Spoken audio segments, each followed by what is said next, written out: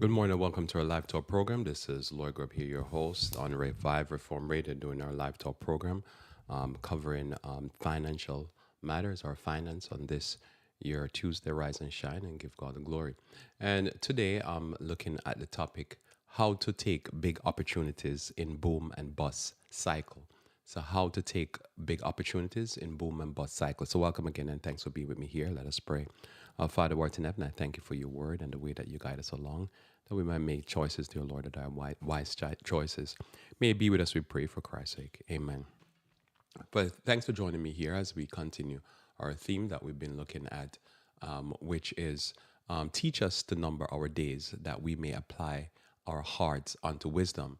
And so, as I was covering before, that wisdom is something that is per se not making the right or wrong decision, but it's more so to do with making a decisions that are wise decisions. So wise decisions is they're the right decision, so to speak, but they're not necessarily can be fully accepted or understood by just saying it's a right decision or a wrong decision. Sometimes you could have a right decision or a wrong decision, and you make it, but it's an issue of is it a wise decision? And so we want to be able to make wise decisions in our lives. And I want to continue with this thought as I talk about, again, my topic is how to take big opportunities in boom and bust cycles. So how to understand when things are going to go parabolic up or parabolically down, and how to take those opportunities because we're trying to make wise decision. Now, wise is important when it comes on to numbering our days. Is that when you, if the market is in a boom and you're at the top of the boom and you buy at the top of the boom, whether it be the housing market, the stock market, any market that you're buying into, and you buy when things are at the ultimate, the highest price, what you're going to do is that you're wasting money. And money is time and time is money because, again, when you have to work and you're going to buy something that could cost you 5 years worth of labor, and you could get it probably a year later at basically 1 year or 2 years worth of labor. To me, that is like is the concept here of numbering your days, understanding that you don't have enough time in this earth to waste a lot of time in that type of foolishness, buying at the top. You want to be able to buy when things are at a reasonable price or even below reasonable price. And so when there's a bust, then that things become where you can get a good deal. So this is what I want to talk to you here. So hopefully you can hang on with me here as I weave through this information. So our theme again is teach us to number our days that we may apply our hearts to wisdom. So wisdom again is knowledge, understanding, and then how you use that knowledge and understanding to make choices.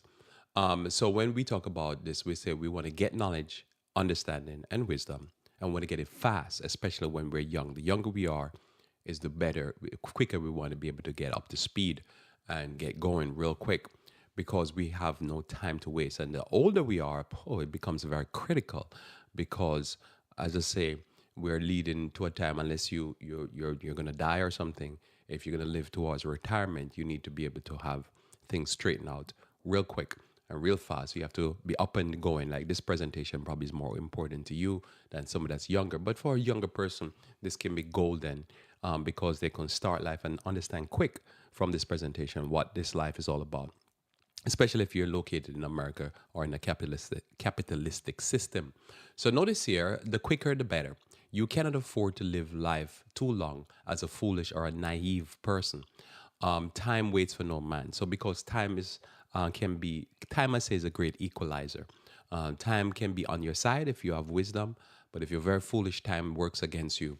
Within quick time, you start putting on gray hairs, and you start realizing that what did you do with the years? In Psalm chapter 90, which is where we get the topic from and the theme from, no, the theme from, it is so teach us, Psalms 90 verse 12 says, so teach us to number our days, that we may apply our hearts unto wisdom. So we want to apply our hearts unto wisdom. So again, when you're foolish, you burn a lot of time. Like I remember when I was young, sometime I would be like, oh man, the summer is just going on slow. And it's sometimes boring. There's boring days.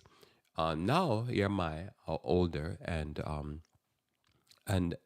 like I don't have enough time in the day because there's so much things to do. So when you live like that, you're basically accomplishing more in the same hour or 2 or 3 hours than a person would be probably for 40 for a whole week.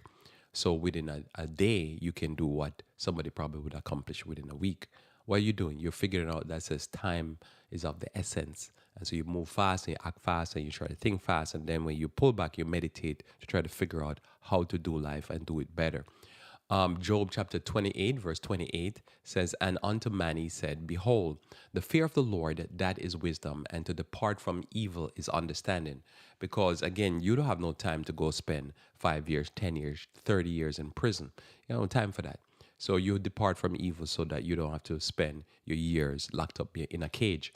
That's for somebody else. The cage is for somebody else. It's not for you by God's grace. In John chapter 10, verse 10, John chapter 10, verse 10, it says, "The thief cometh not, but to steal and to kill and to destroy. I am come that they might have life and that they might have it more abundantly."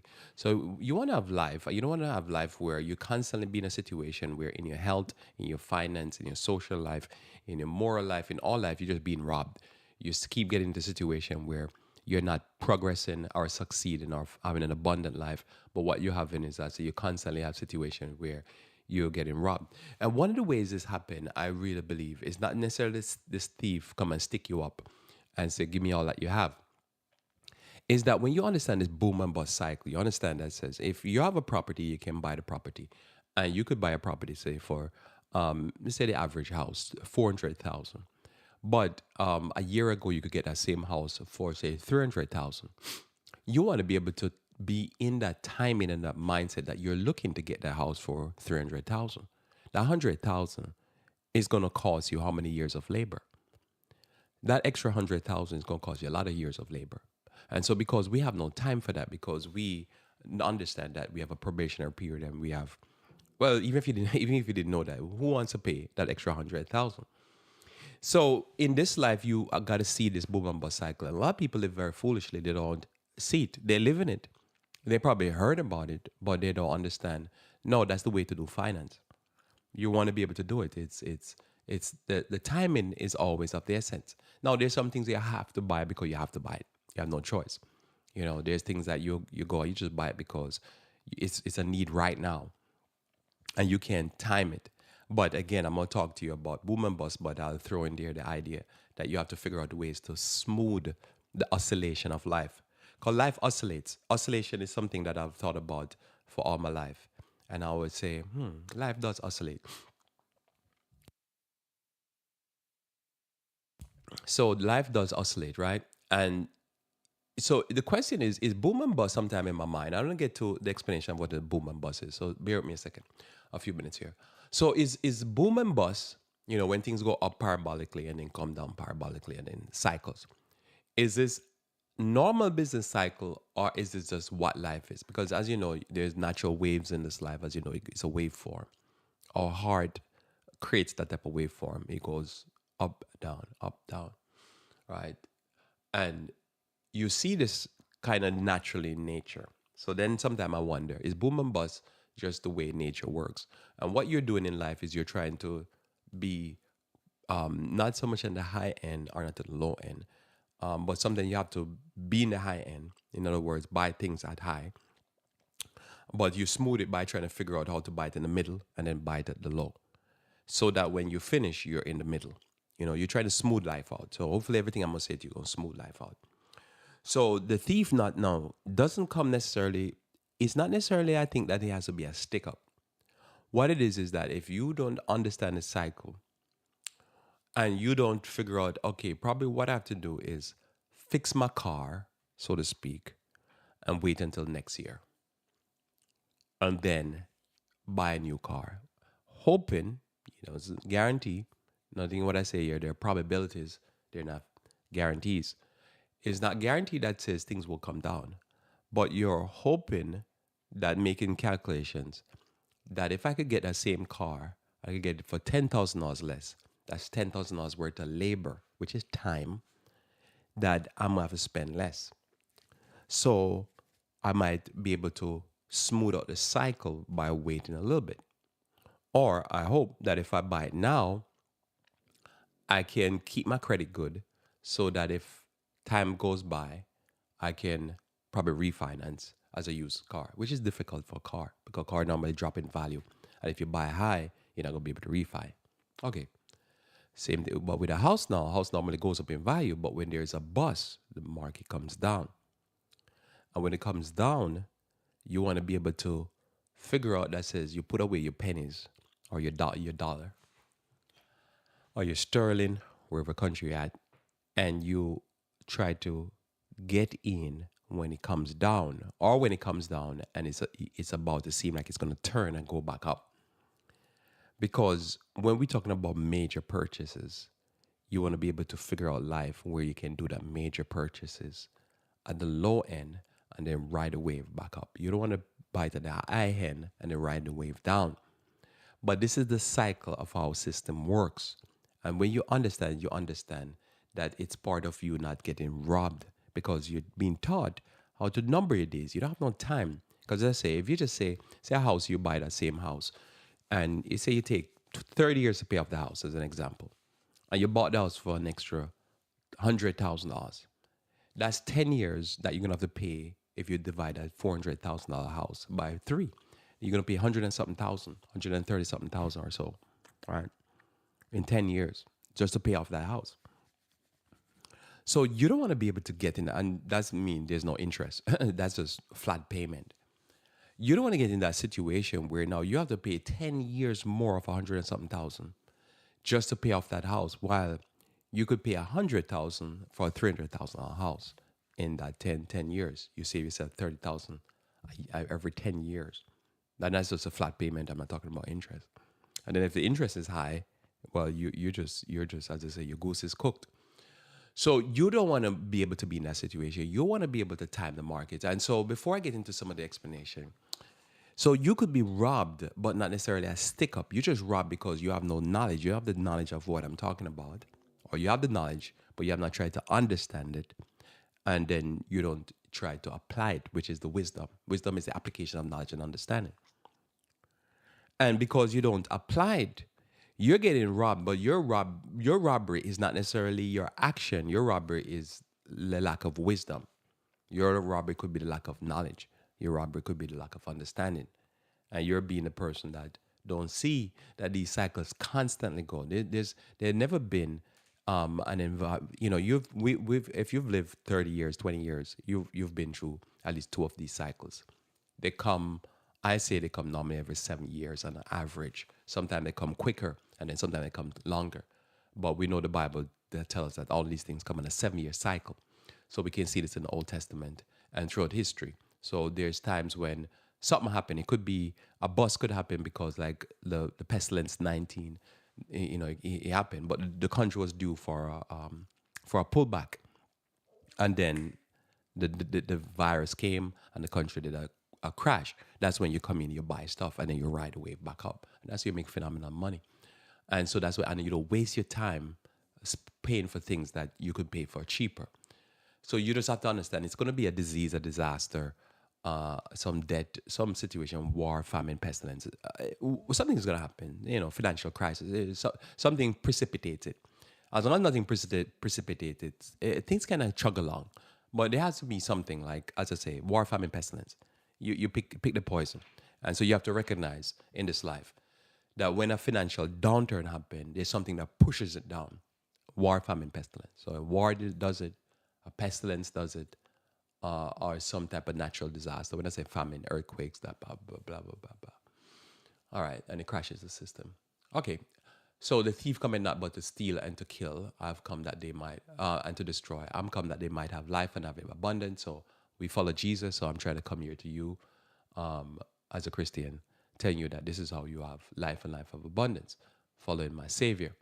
In Ecclesiastes chapter 9, verse 11, Ecclesiastes 9, verse 11 says, I returned and saw under the sun that the race is not for the swift, all right? So the person fast. Because you have to, see, with this type of knowledge that I'm sharing here, you have to take it easy, take it easy. You have to do life meditatively. Okay, run too fast. Or the battle for the strong. It's not about strength. You have to use your head. Or yet bread to the wise, right? So a person could be very wise and still I've known people, they're philosophers and they're broke. I've ever seen that. Not normally you go to school and you learn from the professor and you come out, you make money. it's crazy. Neither yet riches to men of understanding. So you could have understanding and you're still not there. Now notice what he says here. Nor yet favor to men of skill. So somebody say, I have the skill, I have the understanding, I have the wisdom, I have the knowledge, I have the strength, I have the swift. I'm quick, like one of these cartoons. Okay, but notice it says here, time and chance happeneth to them all. So what I understand from this, you have to be very diligent. You have to just keep in there, keep in there, keep in there. And then when you see the time is important. So when we talk about boom and bust, timing is important. There's other things we can talk about, and strength is important, skill is important, wisdom, understanding. All of this is important. All of this is important. You want all of this, and you want to be diligent, but you want to have the understanding that time and chance, and you have to grab that time. You have to see the time. You have to see the time. So when we talk about boom and bust, timing is of in essence, because you could be wise, and I could tell you this here, and then a bust come and I don't take the opportunity. A boom come, I don't take the opportunity. Right?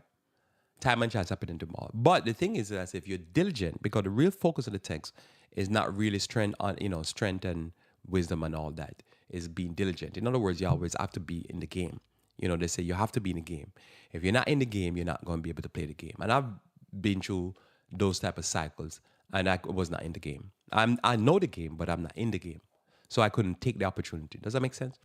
All right. It'll make more sense in a second. So time and chance happening to them all. So it's like the story with David, right? David saw Goliath, and it was time and chance. He was set up for it. But if he didn't say, I'm going to click him down, I'm going to take him down, click, click, click, it wouldn't happen. He has to seize the moment. So somebody said, Lord, but I thought wisdom is the most important thing. Yeah. Wisdom also is to be able to seize the moment. You have to be able to say, I think this is my chance. And that's what it is. So time and chance happen to them all. And all of this is important. Let's go to Romans chapter 13, verse 11, before I read to you about boom and bust. And that, knowing the time, that is high time to awake out of sleep. For now is our salvation nearer than when we believe. So timing is important.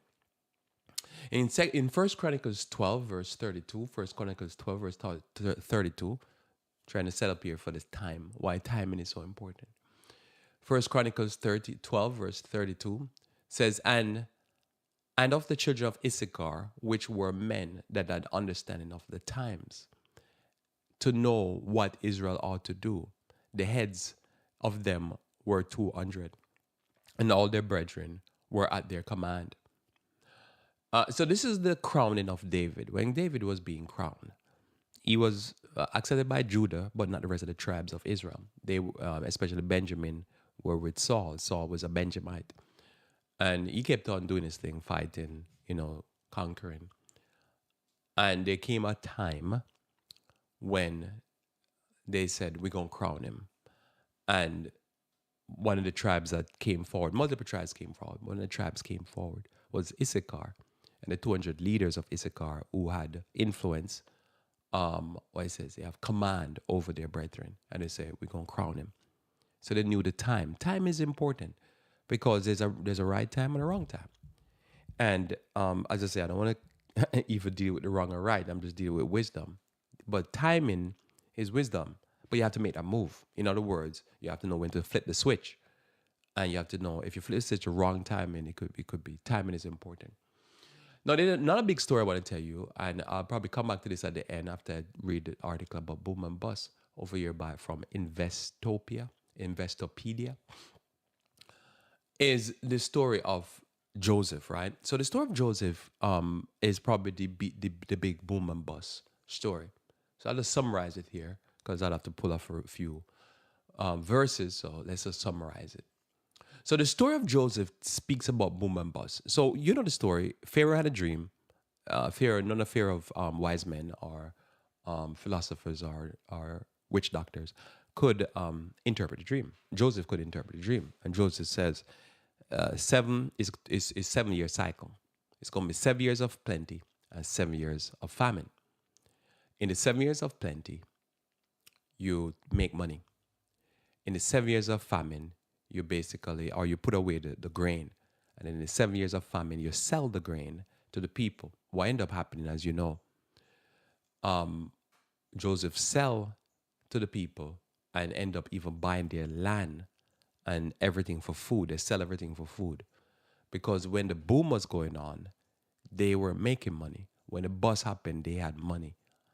And they didn't have no money to buy food. And so they got busted and they had to sell everything. So that's a very important story. So, I almost was going to ask you to raise your hand if you're familiar with that story. That story explains to me boom and bust the best. And so that's quick. I'll get back to that story in a second. So let me read now an article from Investopedia, and it's entitled Boom and Bust Cycle, Definition, How It Works, and the History. So this is important, I think. I'm bringing it here because I think it's important for you to know. If you don't know this, then I think it's going to be difficult for you to get that time and chance. I mean, time and chance, I mean, you have to be diligent. You have to know. You have to be looking for this or waiting for this. So it's written by Adam Hayes, reviewed, it say, by Toby Walters, and fact-checked by Ariel Courage. So 3 people up in here.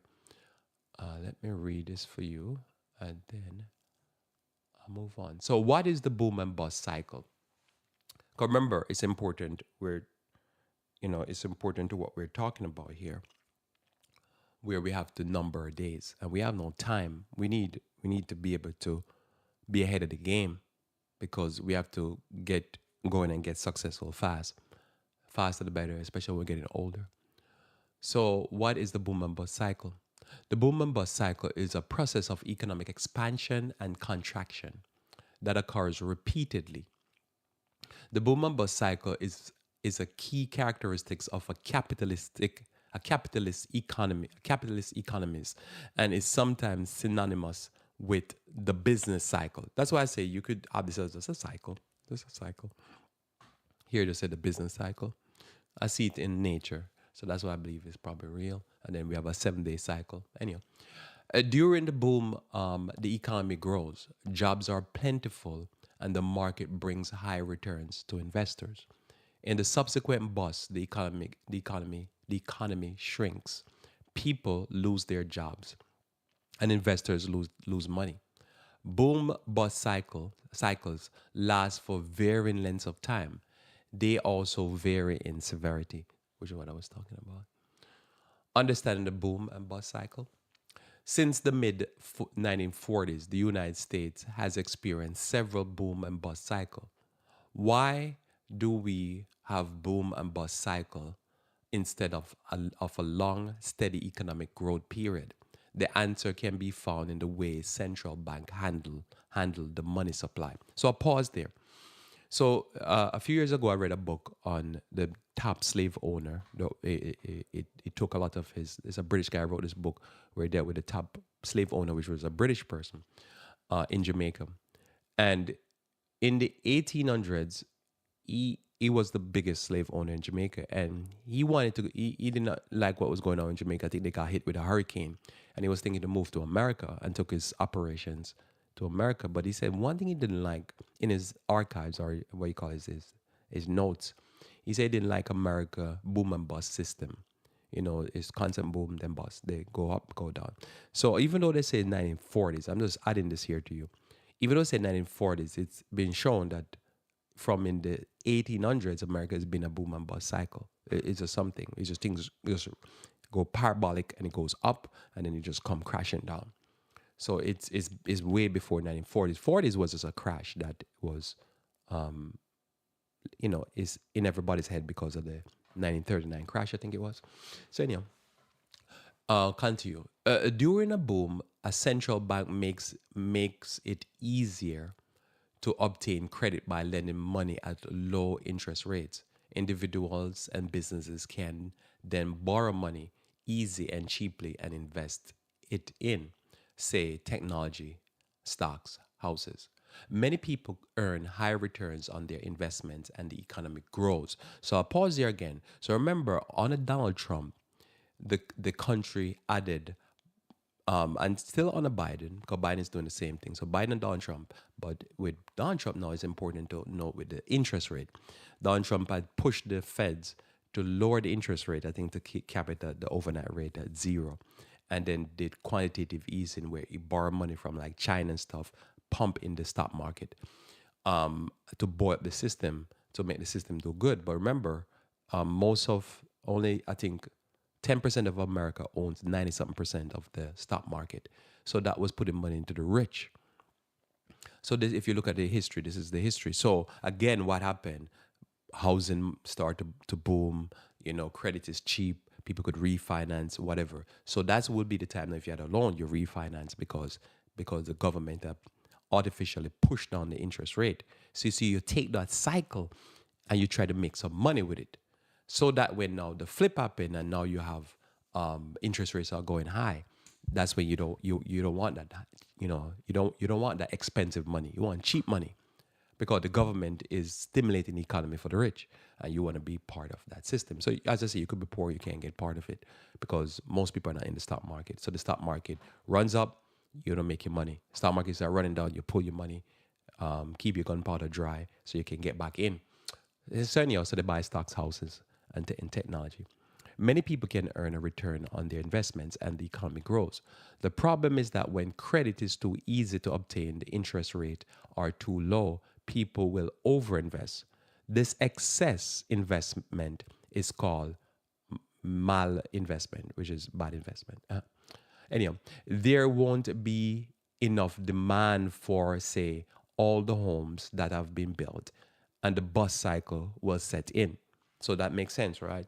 Because money is cheap, there's free money flowing, the government is running up the debt on the government to pump money into the rich. They overinvest too much on the market, they flood the market, then things have to pull back. So then you're buying cheap. So that's why 2022, the market pulls down because there was war in Ukraine and various different things forced the market down. And you can see that. So you'll see it's like boom bust cycle, up down. It nothing to do with per se the president. It has to do with just the cycle, the system that we live under. Things that have been overinvested in will decline in value. Investors lose money, consumers cut spending, and companies cut jobs. Credit become more difficult to obtain as the boom time borrowers become unable to make their loan payments. Problem, right? And you can see we're setting up ourselves again because the interest rate is so high and people are borrowing exorbitantly on homes, on cars, and stuff like that. So you can see, but there's cheap money out there because under the pestilence, cheap money. Under the war with Ukraine, cheap money for Biden. He's pumping money into the system. Trump pumped money in the system. So there's a lot of money flowing in the system, but it's pushing up the national debt. But what it is now, if something change, war, famine, pestilence, anything happen, and there's a pullback, the pullback normally is severe because people can't pay. All right, you can see that going, right? So credit becomes more difficult to obtain, and the boom time borrowers become unable to make their loan payment. The bust period are referred to as recession. If recession is particularly severe, it's called a depression. Additional factors of the boom and bust cycle. Factors of the boom and bust cycle. Plummeting confidence also contribute to the bust cycle. Investors and consumers get nervous when the stock market corrects or even a crash. So as you know, with the boom and bust cycle in 2022, I think we experienced as a mild one.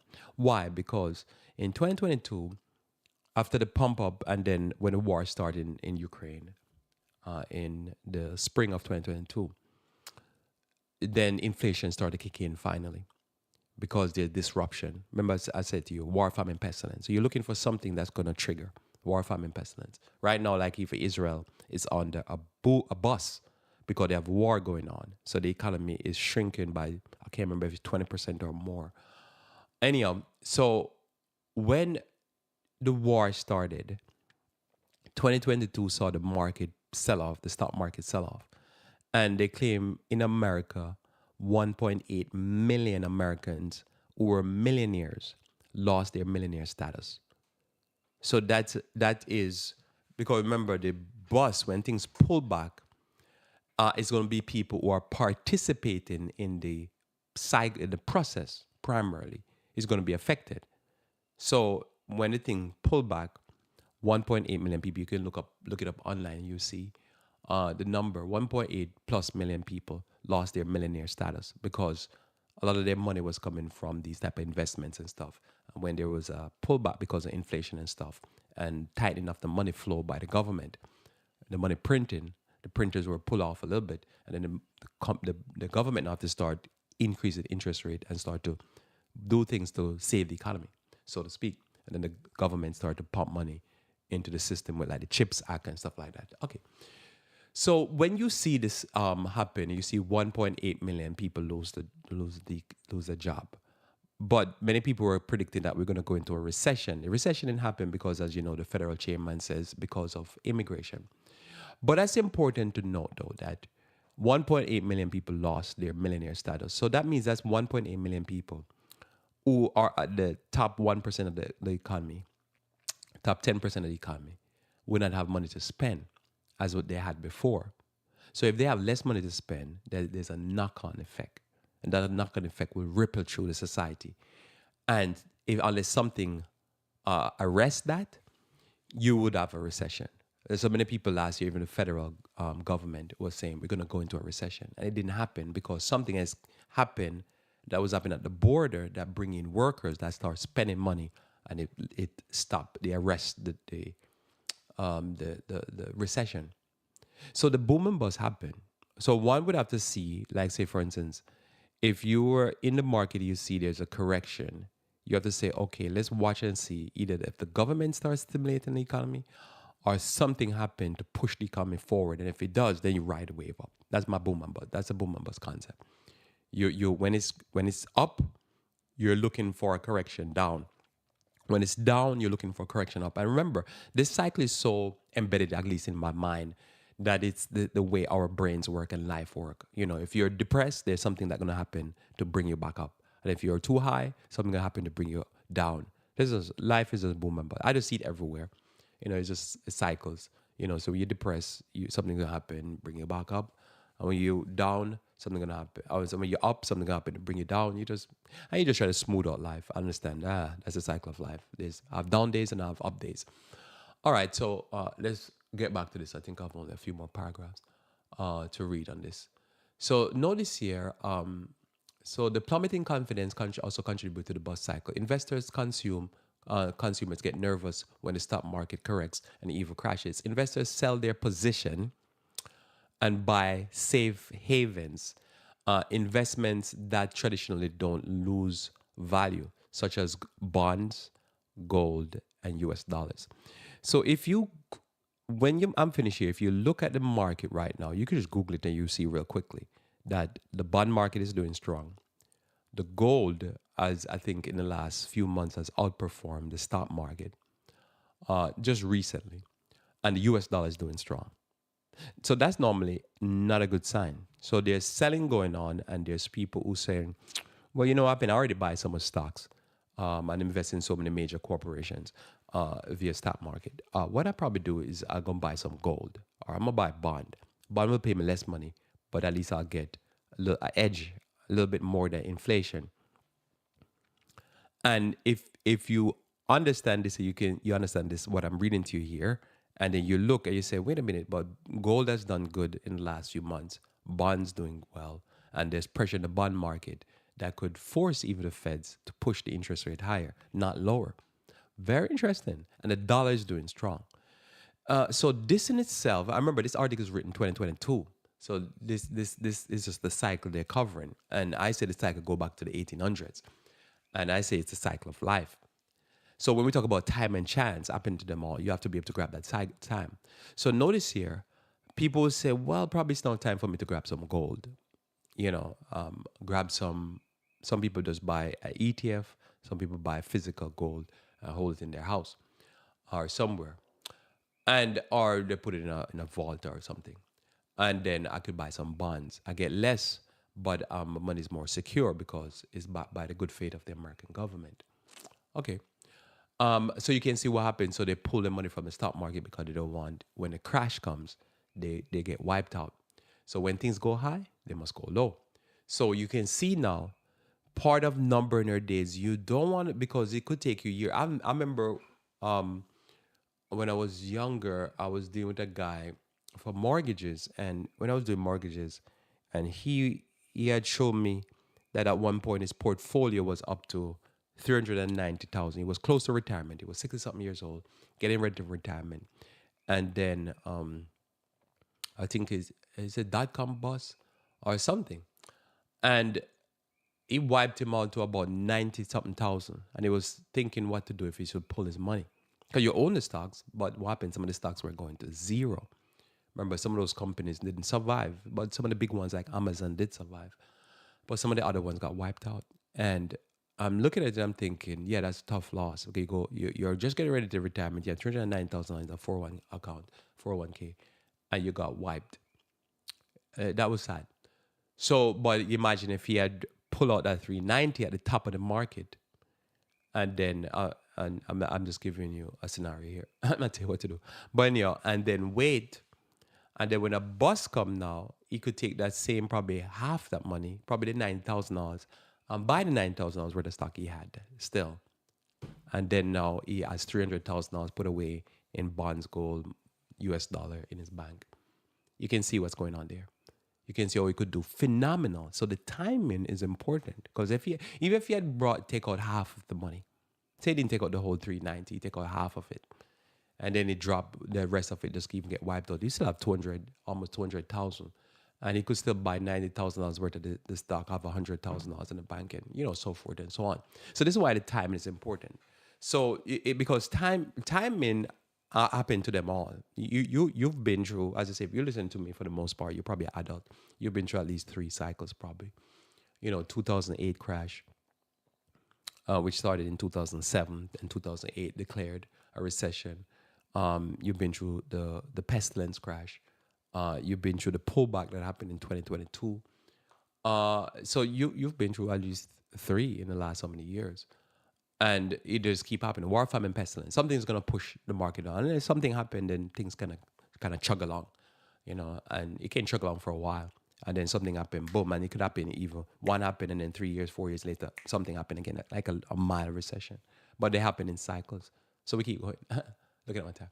So notice the consumers lose their job. Okay, so as the companies lay off workers, consumers lose their job and stop buying anything but necessities. That exacerbates the down. I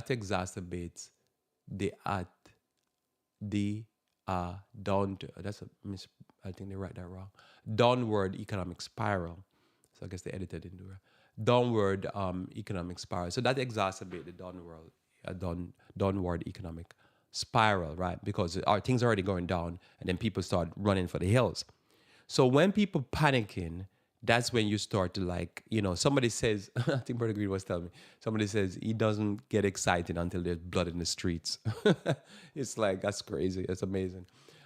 So he wants it. You don't want like things to be like 2022. You're not looking for 2022 when people had a pullback and people, how many millionaires lost their millionaire status, 1.8 million people lost their millionaire status.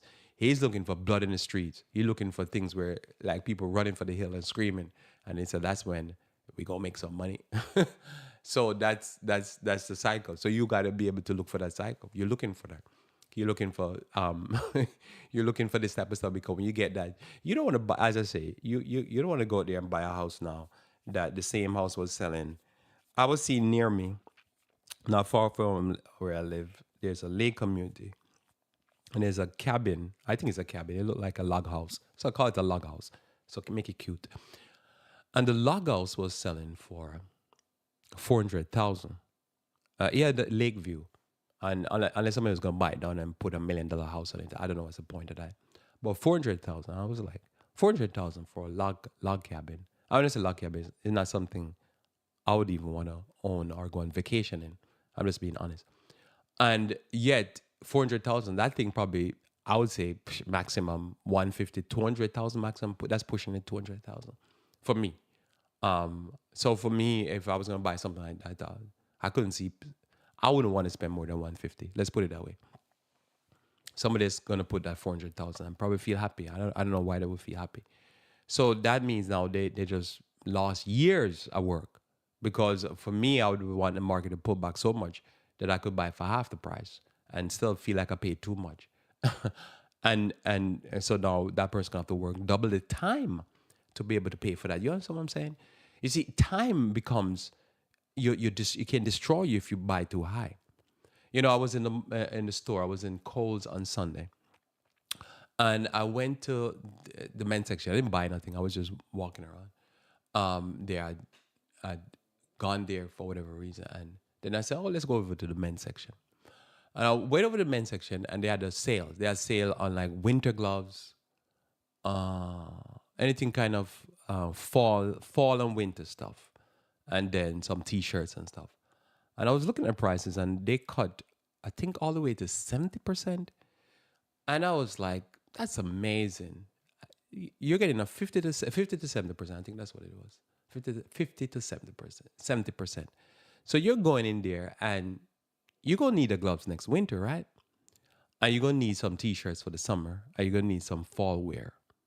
So if you have space in your closet, or you have some things that you need to throw out for the spring, that's an example of boom and bust. You see, I'm talking about the bigger ticket items, but that's a simple example of boom and bust.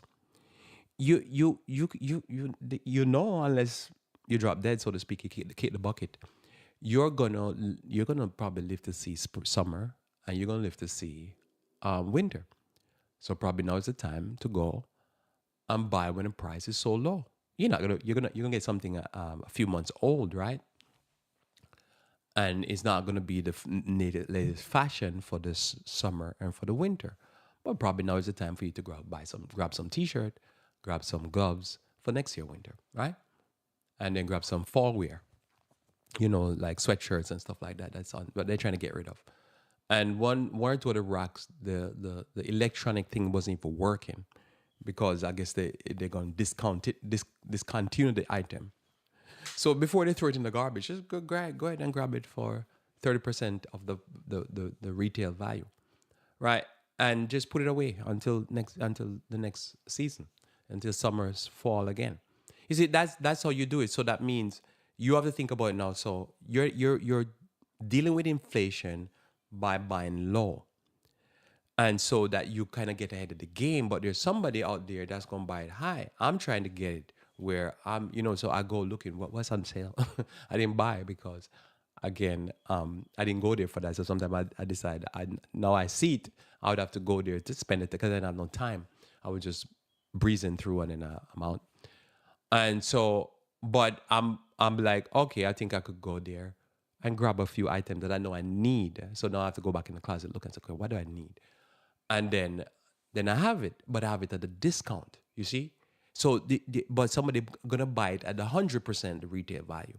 Okay, it's good to get it when they need it. And sometimes I have to go buy things at 100%. But what I've learned over the years is, I say, if I can avoid that, I want to buy it at a discount. And when they're doing deep discounts like that, and it was good items. I say I was looking through the racks, and there's a good items. I could come back and pick up something. So I can get it at 30%. So did you cut inflation? Yeah, you should cut inflation by 50 to 70% if you go and follow what I'm saying. You see, that's what you want to do. No, that's money that you don't have to work. That's another hour, 5 hour, 10 hours, 100 hours, whatever, that you don't have to go in there and put out labor for. Because you have this mindset that says, listen, I have to number my days. I have no time to burn. I have to be making money where I don't need to. Anyway, let's get back to my article. So the bus cycle eventually stops on its own, right? Because sooner or later, people have to spend, right? People talk about being a consumer economy. Well, every economy is consumer. It's just, I said, the more money, more you can consume, and the more available goods and services you have, the more you can consume. So the cycle eventually stops on its own. That happens when prices are so low that those investors that still have cash start buying again. So that's what I'm talking about. Somebody want to know when things are at the rock bottom. rock bottom. That means there's people who will say, Lloyd, I'm waiting for them to give me a coupon for that store that give me another 10 or 20% off. Then I go in there, buy the stuff that is already 50 to 70% off, plus I have another 10 or 20% coupon. People do that. You say, why would they go through that effort? Because they have no time or no money to do anything else. And this life is about like a scavenger hunt. This life is about trying to get as much gold and silver and things you can get at the cheapest price. That's how to me it is. You're trying to win at this life, not lose. So notice here, some people gonna have some money. So there's a lot of people who've been putting their money aside because they're waiting to buy cheap. And notice here, this can take a long time and even lead to depression because people will be like, I ain't not putting no money back until I realize that things, as I said, people are screaming. And when people are screaming, that's when you want to go in and buy because they're willing to make a deal. I've known people that they just basically wait for this type of situation. Years back when I was doing mortgages, I would deal with people who they wait for this type of situation. They're just on the sideline, just doing regular business. And they just constantly put away money. Because what happened, they're waiting for situations where they can get the best deals. And I've dealt with people like that over the years. And so notice there, and so confidence can be restored more quickly by central bank monetary policies and government fiscal policies. So that's why now when people start screaming, they'll come in and tell the government, yeah, what you need to do is stimulate the economy. When the government stimulate the economy, what they're really doing is stimulating the top 1%, top 5%. That's what it is. So that's why it was so interesting to watch all these presidents come in, and all the time is their donors or like, hey, listen, you need to stimulate the economy for the poor people, but the only stimulation going on is for the rich. This is just the reality. So notice when the poor people, especially the poor people down south and stuff, they're the ones primarily in big numbers, I would say, thinking they're voting for Donald Trump because he's going to save them. And then what happened? He did tax break for the rich. Then he did quantitative easing. He did push the interest rate down so rich people can get big loans to build big apartment complexes and big businesses and invest in the stock market and stuff like that. So that's what happened. But they're thinking that they're voting for him. They don't realize they're being duped. And so that's just how the process works. And when you understand the process, you try to learn it so that you can be part of the true economy, not the consumer economy, but the economy of the people that are dealing with the monetary policies, the central bank monetary policies, and government fiscal policies. They say the government is printing money. Printing money for who? Government subsidies that makes it less expensive to invest may also contribute to the boom and bust cycle by encouraging companies and individuals to overinvest in the subsidized item. For example, the mortgage interest tax deduction subsidize a home purchase by making mortgage interest less expensive. The subsidy encourage more people to buy homes, right? So the subsidy encourage more people to buy homes. So people buy the home. Can they afford it? That's a different story. Low spread, and so we stop there. So that's it. All right. So I wanted to go back to the story of Joseph, right? So you hear that cycle. Let's say read it and get it in your mind. And then you look back in history and you can realize probability-wise. Somebody said, Lloyd, but what if one time the market crashed, the wheels come off? Well, that's also a depression. It could be now, it becomes its own war, famine, pestilence, right? But what happened if it crashed and don't come back? Well, sooner or later we know, sooner or later things can just get out of control and go parabolic. And then when you imagine parabolic, you don't even get it until you see it's blood in the streets, literally. And everybody loses their mind. But for the most part, since you've been alive, if you had followed this principle, and I've been following it, and if you live by this principle, and I've been trying, then what you realize is that it just goes up and down. And then the government comes in, deliver the rich people. And then, so you want to be part of that game. The other way that you want to be part of the game, before I go to Joseph, is that, as I say, when you go to buy stuff, you have to figure out how to buy in bulk. You have to figure out how to use your hand to cook food instead of buying the end product. You have to do various different things to be able to to normalize that wave, right? You want to normalize the wave. That means something you have to buy high, something you buy low, something you buy in the middle, So when it's all end, you're at a more neutral or at a more manageable in your life, in your investment, in your finance. You're trying to even it out. So don't think that you're going to ever, as I say, you can't ever time situations. Like, if I need a gloves and it's December, well, I'm going to pay the highest price, right? That's just life. Life happens. You can't do nothing about it. But if I can see ahead and I say, okay, I need it, probably I buy it when nobody buying gloves. Why? Because somebody want to get rid of the inventory. So by doing that, what it is, you're not necessarily going to pay the lowest price, and you're not necessarily pay the highest price. You kind of even out your life by buying bulk, buying into the opportunity, trying to buy when there's no emergency. Because when there's an emergency, you're just gonna pay, and that's just the reality of life. So you kind of even it out. So it's not necessarily you buy low or buy high. To me, you're trying to get a good price. That's how I look at it. I'm not trying to steal anybody anything. I'm just trying to get the best price by realizing, okay, when I see opportunity, I take it. When there's an emergency, what I do have to do, I don't sweat it. Because what it is, I'm constantly doing that so that I'm not playing the lowest, because nobody never know when things gonna come back up. But you don't want to pay the highest. You want to pay in the middle, and so you can be good. All right. So with Joseph now, so what did Joseph do? Joseph now, when it was big money making time, what Joseph did, Joseph basically store up as much as he can when money was making, when things were doing good. When that means the crops were growing, he built silos and he stored the grain. As he stored the grain, then obviously when things go down, right, which they eventually will, then he has the excess. So obviously when things go down, probably the first year, people are fine. The second year, people start feeling the squeeze. Other people will stick out. Okay, I must stick it out because they prepare for this. So in other words, you have to prepare for this because you have to understand this is just how life works, and you have to grab those big opportunities. As my topic is that how to take big opportunities when there's a boom and bust cycle. So right now things are booming. The unemployment is low.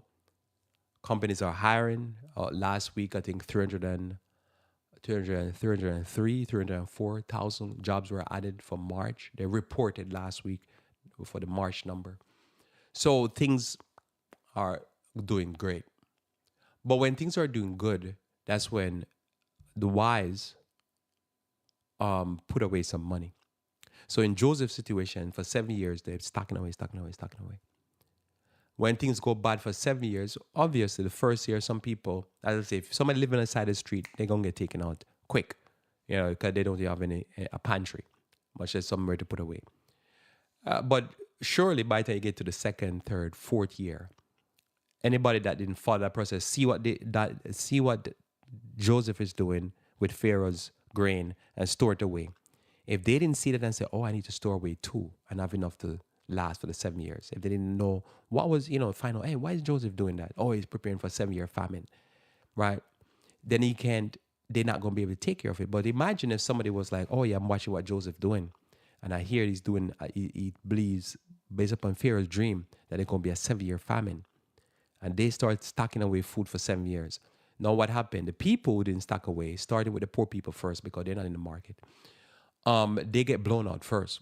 So they know what it is. The poor people now start selling their land and their homes and everything and sell it to Joseph for grain because they're starving.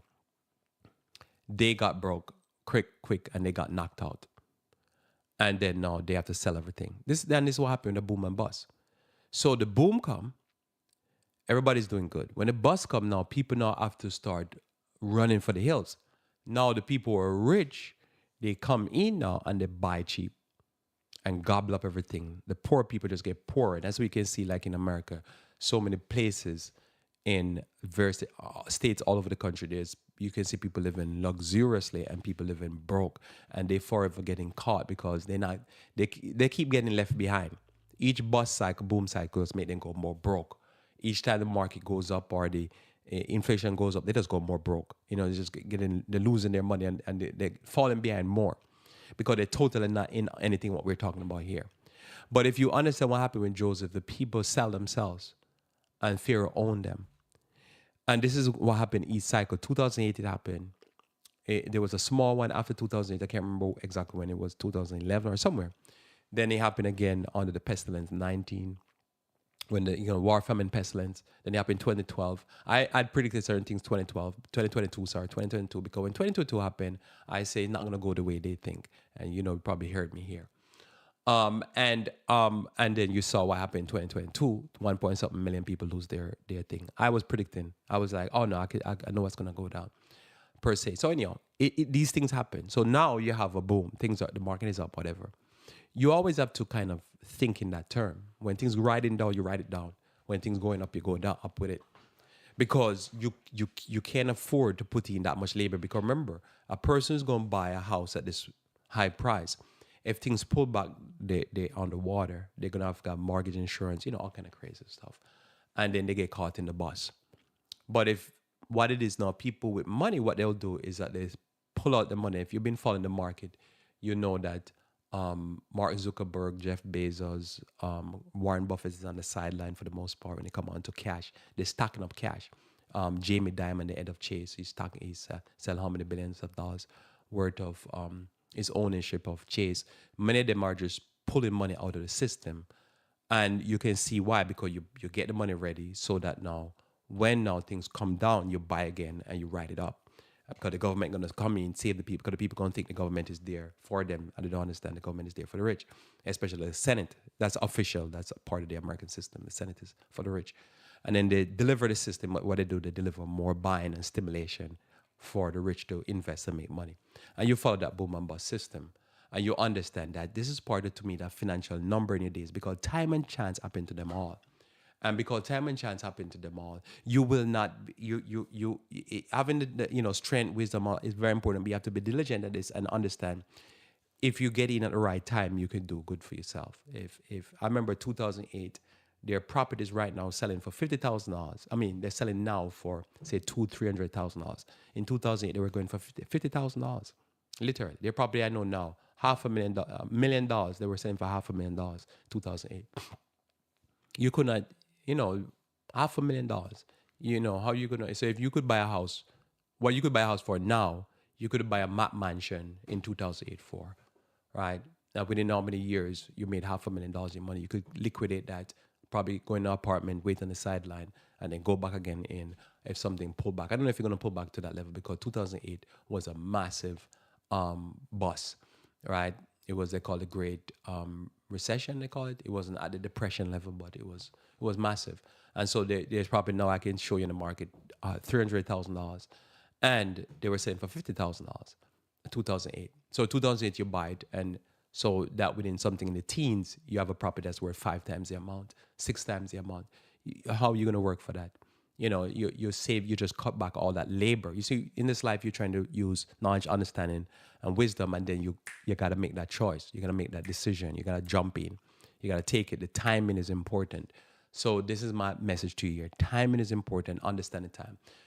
So for the sake of time, because I run out of time here, I'll just read back again our main text. So Psalms chapter 90, verse 12. What does it say to us? It says, teach us to number our days, that we may apply our hearts unto wisdom. As I say, wisdom is not necessarily the wrong or the right choice per se. Wisdom is the wise choice.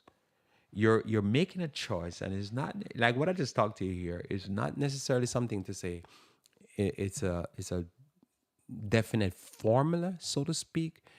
It's just that you have to be able to, as I say, you're not trying to be at the top, and then know when things are going to go down. You have to be at the bottom. It's just when to have that secret sauce to know, I think this is what, I think I know what I'm seeing, right? I think I've seen this before. I've seen it in history. I've lived through it. Okay, now is the time.